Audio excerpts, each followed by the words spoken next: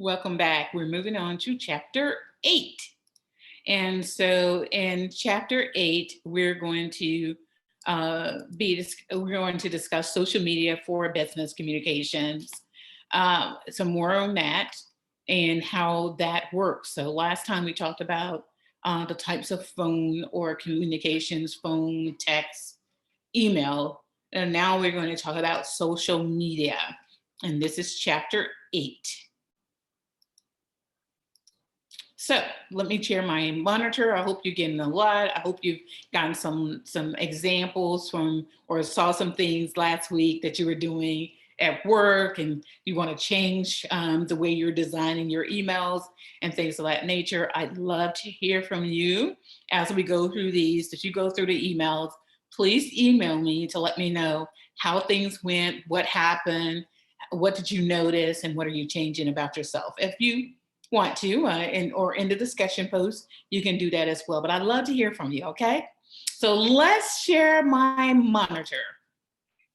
All right, so we're on chapter 8. And in chapter 8, business communication, social media for business communication. So now we're going to explain the characteristics of the emerging social age. And we're going to use blogs, forums, and other social tools for effective communication within organizations. We're going to create blogs and other social posts for effective external communications. And we're going to build a credible online reputation or talk about that, and then describe the ethical use of social media for work. So this is the evolving workplace. On your monitor, we have that up. And based on this, we talk about the industrial age, which was before this time. In the industrial age, we had command communication, little communication between the teams and units. And now during the information age, we have, a difference in the social age, which we're in now. We have respect for expertise in communications to the network, sharing knowledge is power, transparency, honesty, and camaraderie for key values. Holding, as you can see in industrial age, holding authority is power, holding knowledge is power, and now sharing knowledge is power. Isn't that something? So the information age, the industrial age goes from the 1700s to 1985. The information age started in the 1970s and it's been expected to grow through 2025. And the social age is started in 2005 and it's expected to go on continuously. So that's information for knowledge, all right? So characteristics of the social age. So let's talk about that. Characteristics for the social age include evolution of the internet. So we had Web 1.0, where most web pages were read-only and static. And that was user 1.0. And then we had Web 2.0, where we read, write web, where users author content, express opinions, and customize and edit web content. And then we have social media or user 2.0. And in that, we can see that in user 1.0, it was passively reads and searches for content. It depends on content creator, does not express own opinion, gets the web as it is. Email is the main communication tool. The computer is the main access point and connected online for time limited sessions. Whereas 2.0, we have more the actively creates and shares content information a user does, can express opinions and even change the content presented, customizes web pages and content. Peer-to-peer programs are the main communication tools. They connect from various devices and connect online all times. Okay, benefits and challenges of social media in the workplace. So the benefits includes to the companies, team communication and collaboration, succession planning, recruitment and onboarding, idea sharing, knowledge management, skills development and training, because we can do that as we're doing here. We have interfacing with customers, suppliers, and partners. And then we have a decreased time to market for new products and services, more incentive or innovative, creative, effective, and profitable approaches to work problems, less time and fewer resources needed for business travel. And in addition to that, to business professionals, we get build professional networks internally and externally, access business expertise and knowledge more rapidly, and enhance camaraderie with peers. And I do a lot, and I recommend, if you haven't already, go ahead and set up your LinkedIn account and make sure that you link in with the students in your class, if you can, and me, or the students that you want to link in with within your classroom. And that's a great way to build networks, especially in the master's level program. You want to make sure that you're communicating with many of these people who already, your classmates who already have great jobs, and they're just planning for their next future step or move. There are challenges and risks with everything, naturally, and so is such with the social media. To companies, there's lack of adoption and penetration, lack of permanence, confusion over which communication channels to use, distractions from work, too much socializing. There could be a lack of information provided externally and internally, as well as internally. And then there are lack of systems for rewarding networked or team communication and collaboration. To business professionals like yourself, there's lack of boundaries between professional and private lives. There's lower productivity due to multitasking sometimes, excessive optimism and self-promotion, mistakes and incompetence broadcast to a larger audience. So using social media tools for communication within organizations, we see there are some effective social tools we can use. Organize your dashboard to control your command communication and information flow, as well as create complete and professional profiles, use blogs, status and updates for team communication, as well as use shared files to collaborate, solve problems with discussion forums. And here's information on blogs versus microblogs, blogs posts that are arranged chronologically similar to a journal format, and help leaders, managers, and supervisors to keep employees aware of announcements and updates. For microblog, status updates, short comments that typically contain just a few sentences, and then tools for broadcasting quick announcements and urgent information. Team blogs typically are organized around formal work teams, and project blogs are typically organized around particular projects that generally involve temporary team members. So blogs used for internal announcements, we see an example of that blog there. And then status updates for team coordination. We see things embedded within the blog and information. So you can see that communication flow and as it's going in the monitor, the figure 8.4, and how that works. There are some helpful tips to use files to collaborate, for shared files to collaborate. And they are discussed with your team members and colleagues what the protocol should be for sharing and co-editing files.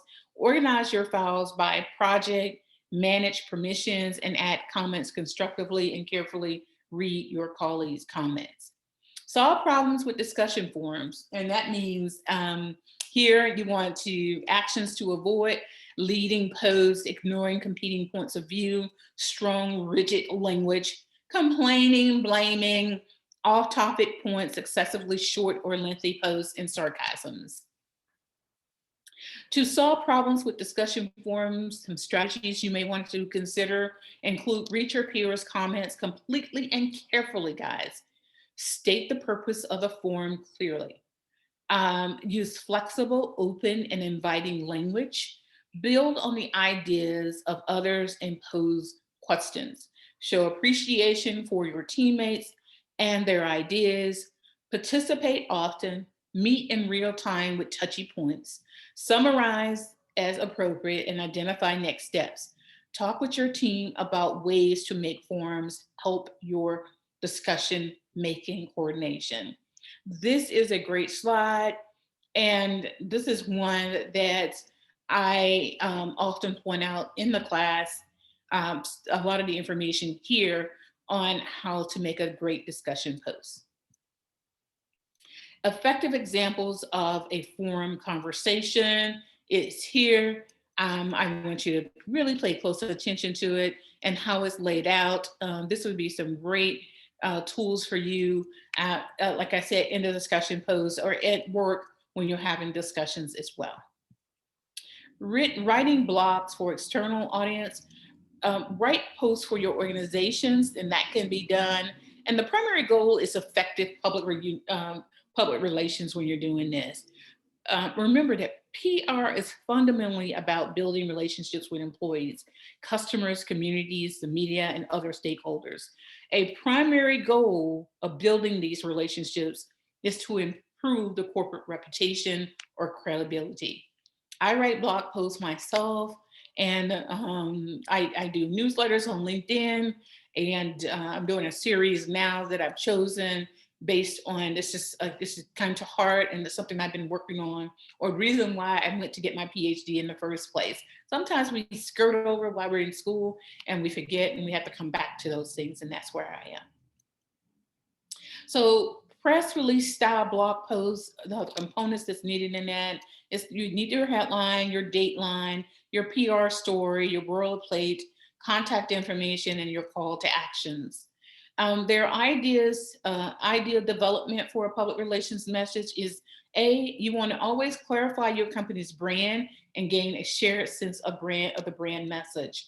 Write the PR story. Use a headline, dateline story, boilerplate, or positioning statement. Or you can use an opt-in style communication. Professional blogs establish thought leadership with a blog post that focuses on expertise or interest. Create own blog or use LinkedIn. And again, I use LinkedIn. Develop a theme and maintain a professional, fun, and helpful tone. And make sure your content is accurate, rather. So some guidelines for using social media in the workplace. Here are some principles for professional social media use, and they include being an active contributor. Read, listen, and learn. Focus on content. Make your content accessible. Make your messages authentic and friendly. Respect the boundaries and participate in communities. Read, listen, and learn. Read, listen, and learn, guys. These are some strategies. Identify the 20 to 50 sources of information that are most helpful to you. Use hashtags or other topical searches to track important information to you. And take time to read important articles and posts. Recognize and praise the contributors of others, the contributions of others. This is important. I post stuff all the time. People say like, but it's great to add comments. These people are putting in a lot of time and energy. I think my post on yesterday took days to develop. In addition to that, I still spent time yesterday rewriting, investigating, spell checking, all of that before I was able to post the post. So it took most of my day to get that done. Managing your online reputation is developing a personal brand, a unique set of professional skills and attributes others associate with you, and use social media tools. So developing a credible online reputation includes personal or private, for family and for friends. Example, a family blog. You want that professional or private for work colleagues. Examples is a corporate blog. So personal and I don't do personal a lot. I'm just very, I'll share some things about me, but I really focus on professionalism and everything. That way I don't have to worry. When you're developing a credible online reputation, for example, social networking websites such as Facebook, I have certain abilities, competence. I have positive meta messages show these things. So you want to take a look at these particular slides, especially this one, and see where you fit into the play and really evaluate what you're trying to do and develop your brand in this way. Use social media ethically. Both your online reputation and your reputation and performance of your company are at stake. Your private actions can damage your employer and hurt your career. And that is very true. And that's it for chapter 8. It wasn't a long chapter, but a very important chapter. And so I want you to make sure you're taking into consideration that chapter 8, very important chapter, especially as you build your personal brand, if you haven't already done so on LinkedIn, Facebook, and some of the other sites. Remember, LinkedIn is for professional use, and you want to develop any professional things there. It's not about your marriage. It's not about personal things. That goes on Facebook or Instagram. Uh, uh, LinkedIn and Twitter are more for professional use.